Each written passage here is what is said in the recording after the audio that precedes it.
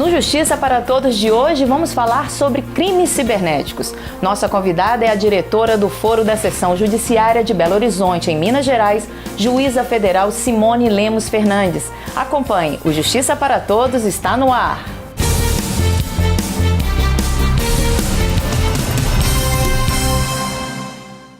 Vamos começar o programa com um resumo das notícias que movimentaram a Semana da Justiça Federal.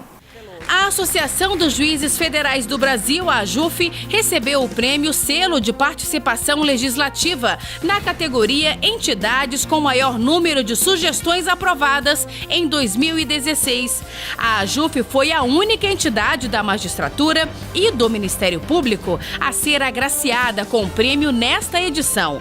A premiação, concedida pela Comissão de Legislação Participativa da Câmara dos Deputados, tem o objetivo de estimular a participação das entidades no processo legislativo por meio de sugestões e proposições. Ao receber a homenagem, o presidente da AJUF, juiz federal Roberto Veloso, destacou 2 projetos apresentados e aprovados na comissão. Nós ganhamos esse prêmio porque apresentamos o projeto de segurança dos magistrados e também apresentamos um projeto para regulamentar o prazo nos juizados especiais federais em relação aos dias corridos ou dias úteis, que há uma necessidade hoje de que haja essa regulamentação. Doutora Simone, muito obrigada pela sua participação no nosso programa. Seja muito bem-vinda. Obrigada, eu que agradeço a oportunidade. Doutora Simone, nós vamos falar sobre crimes cibernéticos. E a gente sabe que hoje em dia a internet é muito utilizada por várias finalidades. E uma delas, o crime cibernético. Como isso acontece? O mundo mudou muito, né? Na história da humanidade nunca se desenvolveu tão rapidamente em tão pouco tempo. A tecnologia mudou nossa forma de pensar, nossa forma de agir, de trabalhar e afetou profundamente as nossas vidas. Eu acho que a gente não teve tempo ainda, não só de pensar muito a respeito disso, a respeito da nossa privacidade, a respeito da proteção da dignidade das crianças na rede, como também de providenciar um arcabouço legislativo que trate adequadamente da questão. E a realidade é que o crime cibernético, tanto propriamente dito, que é aquele crime praticado contra a segurança da rede, a invasão do sistema, quanto aqueles crimes mais antigos que não são propriamente crimes cibernéticos, são crimes tradicionais que migraram para a rede, eles vêm crescendo assustadoramente. E entre eles, especialmente, a produção e a distribuição de material de exploração sexual infantil de crianças pela internet. Então a gente pode dizer que o uso do computador de forma indevida seria uma ameaça global? É uma ameaça global, especialmente no que diz respeito a dificuldade de investigação e de punição dos culpados, que se valem exatamente do fato dos crimes terem tomado essa natureza transnacional, deles não terem mais fronteiras, das próprias autoridades policiais terem dúvidas com relação a quem investiga o quê e aonde efetivamente o culpado será processado e punido. Isso, a impunidade, ela por si só, por essa transnacionalização, ela já fica fortalecida. E também o fato de o criminoso hoje em dia não precisar se expor, ou seja, ele pratica esses crimes na segurança da sua residência, sem que ninguém o veja. E mais, né, normalmente esse tipo de criminoso ele tem um conhecimento tecnológico avançado que faz com que ele consiga apagar, ou pelo menos, vamos dizer assim, eliminar em parte os rastros que levariam à sua identificação. Aí a gente tem a Lei 12.737, que é conhecida como a Lei Carolina Dickmann, né? E como a gente, para falar sobre ela, em relação que ela veio mudar o velho Código Penal, e aí falar sobre ela hoje em dia, a senhora poderia falar um pouquinho sobre isso? Na verdade, a lei, ela tipificou uma conduta, né? Ela não é suficiente a abordar, vamos dizer assim, todos os tipos, é até difícil que seja, mas todo tipo de criminalidade que venha a ser desenvolvido, não só contra os sistemas informatizados ou contra as redes de computadores, mas também com relação àquela criminalidade tradicional, né, que eu disse que já migrou para a rede, mas é um começo. O Brasil, no que diz respeito ao arcabouço legislativo de proteção de crianças contra crimes pela internet, ele até, vamos dizer assim, dos países que têm uma melhor legislação a respeito. Eu, em estudo de aperfeiçoamento no exterior, fiz parte de um programa de aperfeiçoamento profissional e analisei toda a legislação dos países da América Latina sobre a proteção de crianças. E, na verdade, a legislação brasileira é a mais, que se encontra assim, mais próxima, que se encontra em conformidade com os instrumentos internacionais que regulam a espécie, que basicamente são a Convenção dos Direitos da Criança, e os protocolos adicionais, né, contra a pornografia infantil, prostituição infantil, venda de crianças, e alguns outros instrumentos que a gente não se vincula a eles, como a Convenção de Budapeste, mas que trazem também algumas orientações, né, quanto à adequação desse arcabouço legislativo. E eu diria que o problema do Brasil, não só para esse específico assunto, quanto como para vários outros, não é a falta de leis. A gente até tem uma legislação adequada. É um trabalho maior na prevenção para que o crime não ocorra. Na investigação, porque as autoridades policiais, tanto Polícia Federal, Polícia Civil, quem desenvolveu a investigação, eles não estão adequadamente equipadas para enfrentar esse tipo de criminoso, com a natural burocracia da máquina administrativa. Então, por exemplo, às vezes um técnico de informática, uma pessoa especializada na área de informática que trabalhe na polícia, ele não tem condição de fazer cursos de atualização ou de se dedicar a acompanhar esse avanço na mesma velocidade que o criminoso do outro lado tem. Então, é uma luta inglória. Outro dia eu fiquei extremamente desapontada porque eu vi uma entrevista da polícia alemã se dizendo completamente incapaz de enfrentar a criminalidade cibernética. Se a polícia alemã já se declarou incapaz, eu fico imaginando assim, em que nível estaria a polícia brasileira com as dificuldades que a gente tem num momento de crise financeira, orçamentária, de cortes, enfim. A luta ela é muito desproporcional nas duas pontas. Nós vamos para um breve intervalo. Justiça para Todos vai para um rápido intervalo. Não saia daí.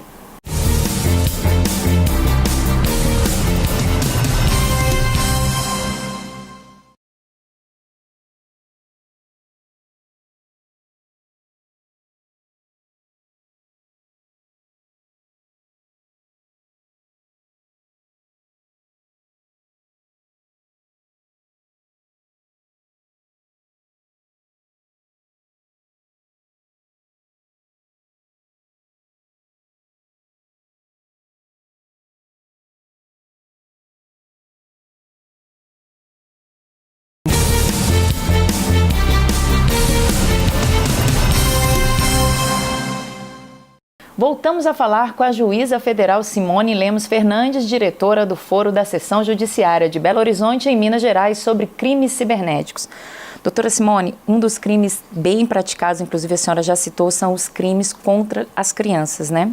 A senhora poderia falar um pouquinho sobre isso? Isso vem acontecendo cada vez mais? Mais especificamente com relação à produção e distribuição de material de abuso sexual infantil, o que eu poderia dizer é o seguinte: na verdade já era um crime praticamente adormecido, porque antigamente o criminoso ele precisava se aproximar fisicamente das crianças, ele precisava tirar fotografias, revelar fotografias ou filmes, ele precisava se encontrar presencialmente com a pessoa que iria adquirir esse material, ou seja, é uma série de dificuldades até físicas, né? E com o advento da internet e também das outras redes paralelas, o que aconteceu? A gente afastou esse obstáculo físico. O desenvolvimento das tecnologias também, hoje em dia qualquer câmera digital, na mesma hora você tem a foto, você distribui a foto pela internet. E o que é pior, além da gente ter uma agressão sexual, psicológica, que é feita à criança naquele momento, a partir do ponto em que esse material é distribuído pela rede, cada pessoa que acessa aquele material, no meu entendimento, é como se uma nova agressão fosse praticada contra aquela criança. E o próprio jovem, ele tem a consciência de que o que entra na rede não sai mais da rede, não sai mais do mundo. E o que a gente vê, tristemente, em muitos países, é que a criança ou o adolescente, mais o adolescente, quando ele tem a consciência de que aquele material que foi produzido, às vezes não por um criminoso, às vezes até numa relação afetiva com um namorado, que aquele material ele foi distribuído na escola, na cidade, no país e no mundo, e que não adianta ele se mudar porque aquilo vai persegui-lo o resto da vida, muitas vezes isso leva a tentativas de suicídio, até suicídios, né? Isso é um movimento que vem crescendo muito, como forma de paralisar aquela revitimização constante que aquela visão do material por outras pessoas provoca. Eu acho que esse é o lado mais triste e que tem que ser controlado e contornado. E como os criminosos conseguem seduzir essas crianças, por exemplo, a esse tipo de material? Pela rede, normalmente eles se fazem passar, criam perfis falsos nas redes sociais. Eu não sei exatamente a porcentagem, mas o próprio Facebook recentemente falou que a proporção de perfis falsos que ele possui é muito grande. Então a criança ou adolescente começa a se relacionar com outro suposto adolescente que na verdade é um adulto. A criança começa a usar as redes sociais também de uma forma absolutamente, vamos dizer assim, absolutamente despreparada. No Brasil os pais não têm tanta preocupação com isso. As crianças participam de rede social, o que é um absurdo. Quando elas não têm conta própria, o próprio pai ou a mãe as expõe na rede, né, com fotografias, com imagens. E muitas vezes uma imagem que é tirada num contexto familiar, vamos dizer, mais liberal, é um bebê que está sem a roupinha ou está numa piscina, aquilo no contexto familiar ele não tem uma conotação. Mas no mercado de pornografia infantil aquilo tem um valor muito alto. Então, primeiro, fiscalizar a mãe e o pai, eu estou dizendo, né? O acesso dessas crianças, não autorizar que elas participem de redes sociais, porque elas não têm a maturidade necessária para saber o que elas podem expor da vida delas ou não. A partir do ponto que elas têm um perfil também, elas começam a se relacionar com outras supostas crianças ou adolescentes que podem ser, na prática, pessoas de idade, adultas, né, tentando angariar, vamos dizer assim, novas vítimas, né, e trazê-las para a indústria da pornografia infantil.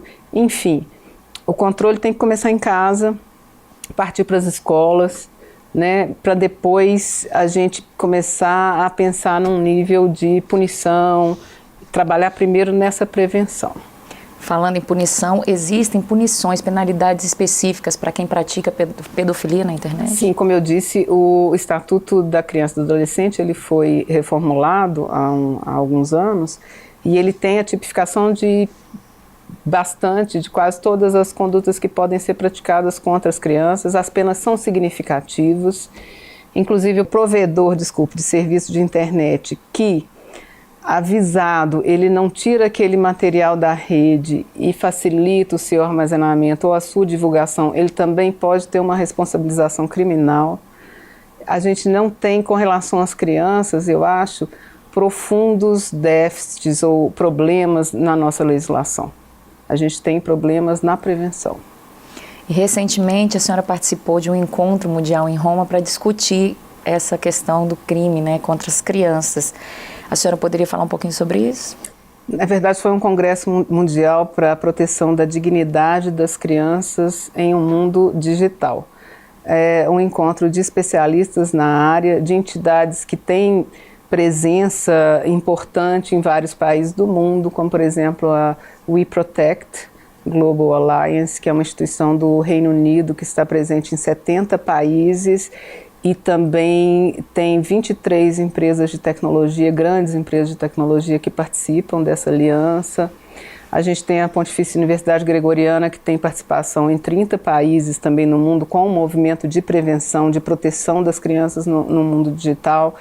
A própria ONU, né, com os representantes especiais na área de proteção à violência, né, contra as crianças.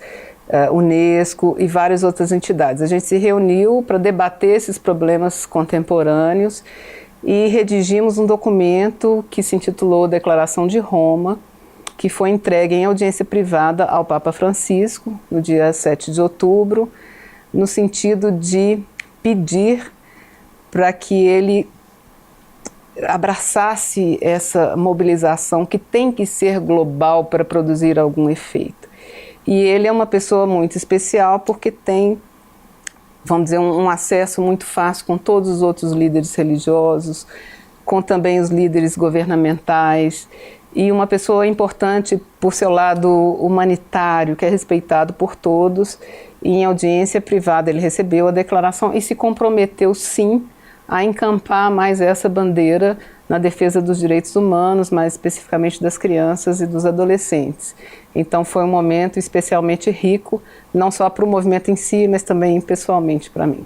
Doutora Simone, mais um breve intervalo e a gente continua essa conversa no próximo bloco. Justiça para Todos volta em instantes.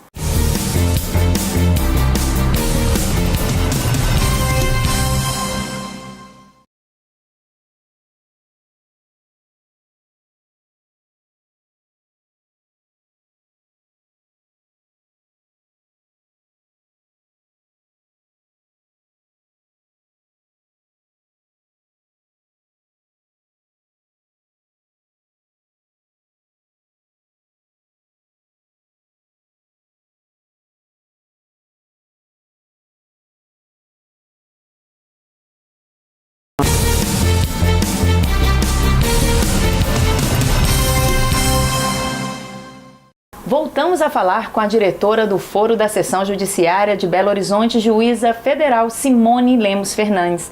Doutora Simone, se comparado com outros países, o Brasil é aí um dos que mais sofre com esses crimes cibernéticos. Por que isso? Isso é uma verdade, embora a gente ainda tenha problemas estatísticos. Vamos dizer assim que a gente tem uma criminalidade em outras áreas consideradas uma criminalidade mais considerada uma criminalidade mais violenta, que chama mais atenção, e a gente não tem tanto cuidado assim com as estatísticas dos crimes cibernéticos, especialmente crimes praticados contra crianças e adolescentes. Por quê? Primeiramente porque o Brasil ainda é um país muito jovem, com uma população muito grande e com um número de crianças, de potenciais vítimas em rede o tempo inteiro e talvez sem a educação que levaria a uma prevenção, a um cuidado com essas crianças e adolescentes. Então, infelizmente, a gente tem uma massa aí de potenciais vítimas que é muito grande. E em segundo lugar, eu diria que a gente é um país que tem problemas também de vulnerabilidade social de seu cidadão, especialmente os pequenos, né, e vulneráveis. Muitas vezes a gente andando assim em comunidades com menos condição financeira, em aglomerados, a gente vê que as pessoas não deixam de ter acesso à internet porque têm uma condição financeira pior e nem deveriam deixar de ter. Mas a gente vê muito as famosas lan houses, né, que só tem esse nome aqui no Brasil, ou os cybercafés, ou centros comunitários que oferecem o acesso à internet descontrolado e ilimitado para crianças e adolescentes também o tempo inteiro.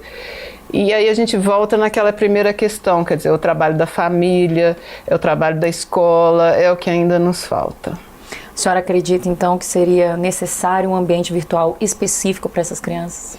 Eu acho que é possível, e foi um dos objetivos desse encontro em Roma, foi justamente de exigir, entre aspas, né, que as empresas de tecnologia que tanto lucram com o desenvolvimento, né, das novas tecnologias, que elas realmente tenham ações voltadas à garantia de um ambiente virtual seguro para crianças. Ou seja, longe de promover uma censura na internet ou nas redes paralelas, de pelo menos criarem mecanismos que possam ser utilizados pelos pais e responsáveis de forma que essas crianças naveguem sempre em ambiente seguro. E enquanto vítima, a pessoa consegue comprovar que ela sofreu ali um crime cibernético? Há possibilidade, apesar de se dizer que a internet é um mundo e rastreável para quem tem um certo domínio de tecnologia. Isso não é verdade na maioria das vezes. As pessoas não são tão cuidadosas e é possível, através de perícias específicas, se identificar sim de onde que partiram aquelas agressões ou aquele assédio.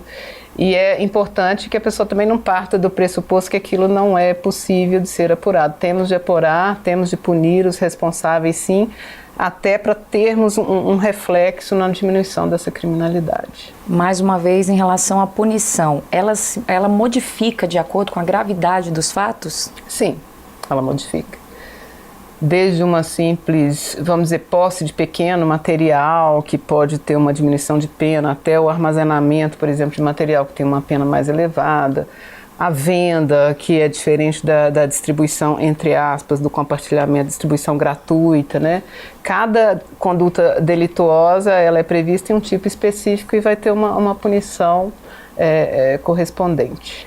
E na opinião da senhora, para a justiça, qual é a maior dificuldade em relação aos crimes cibernéticos?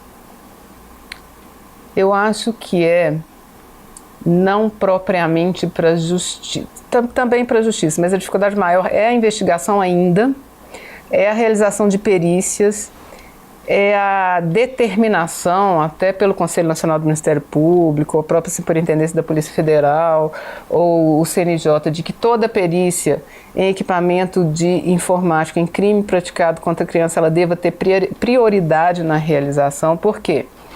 A gente está vivendo num mundo que todos os crimes, eles têm provas que estão em meios eletrônicos.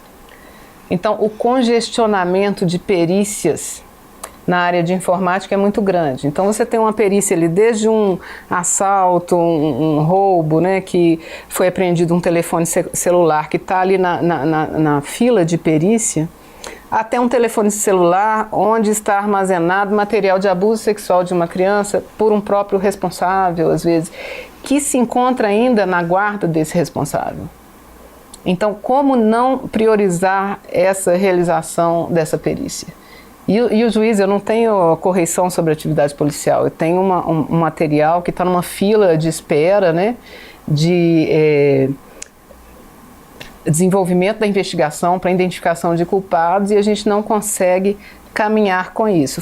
Além da priorização da perícia em material de abuso sexual infantil, a gente tem também que fortalecer os equipamentos, compra de equipamentos na área da investigação, treinamento dos policiais, abertura de mais cargos de peritos em informática. É uma realidade que a gente vai ter de lidar com ela por muitos anos e para sempre, né? Então a gente tem que melhorar a nossa estrutura para combater esse tipo de criminalidade. Agora, a partir do momento que há a denúncia e que o processo anda e que a gente consegue a realização dessa prova, eu não diria que há dificuldade alguma nesse tipo de processo. Em relação à segurança mesmo na internet, é um sonho distante? É um sonho distante, mas é um sonho a ser perseguido. As pessoas ainda não entenderam que elas estão abrindo mão da sua privacidade, que é um direito fundamental. Aí eu não estou, o meu discurso não é restrito aí às crianças e adolescentes, mas também aos adultos e pais e mães. A gente não está protegendo esse valor essencial da personalidade humana, que é a dignidade, quando a gente se expõe indevidamente na rede e permite com que nossos dependentes se exponham também de forma descontrolada na rede, porque esse é um caminho que não tem volta. Então a gente tem que repensar o controle da nossa privacidade versus o desenvolvimento da tecnologia. Ou seja, não é o fato da existência da tecnologia que obriga necessariamente ao uso daquela tecnologia. A gente tem que usar até o limite da invasão da nossa privacidade e da invasão da privacidade daqueles a quem a gente tem o dever de proteger. Doutora Simone, muito obrigada pela sua participação e por tanto conhecimento. Eu que agradeço a oportunidade. E o Justiça para Todos de hoje termina aqui. Participe do programa, envie sua sugestão para imprensa@juf.org.br. Você também pode assistir ao programa pela internet na página da AJUF ou no canal da associação no endereço youtube.com/TV AJUF. Obrigada pela sua companhia.